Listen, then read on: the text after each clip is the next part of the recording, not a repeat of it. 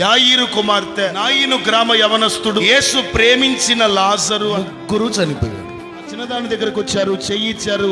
చిన్నదానా లెమ్మని నీకు సెలవిచ్చుచున్నాను. నాయిను గ్రామ యవనస్తుడు ఇప్పుడు చనిపోయి పాడె మీద తీసుకొని వెళ్తా ఉన్నారు. వాక్యం ఏం చెప్తుందంటే, పాడెను మొట్టగా చనిపోయిన వాడు దిక్కున లేచి కూర్చున్నాడట. Praise the lord. లాజర్ ఏం చేశారు? సమాధి దగ్గరకు వచ్చారు. లాజరు బయటికి రా అన్నాడు. చేశాడు బయట. కుమార్తె చనిపోయి ఎంతసేపు అవుతుంది? ఇప్పుడే. నాయిను గ్రామ యవనస్తుడు చనిపోయి ఎంతసేపు అవుతుంది? ఒక రోజైనా గడవాలి. లాజరు చనిపోయి ఎన్ని రోజులు అవుతుంది? అప్పటికే 4 రోజులు అవుతుంది. ఏది తీవ్రమైతే అదే తేలిక దేవునికి. నా పరిస్థితి కూడా తీవ్రమైపోతా ఉంది, క్రిటికల్ అయిపోతా ఉంది, ఇక అసలు చేదాటిపోతా ఉంది అనుకుంటూ ఉన్నావంటే, ఎంత తీవ్రమైతే అంత తేలికగా పరిష్కరించే దేవుడు ఆయన. ఎంత సీరియస్ అయితే అంత సింపుల్గా దేవుడు హ్యాండిల్ చేస్తాడు.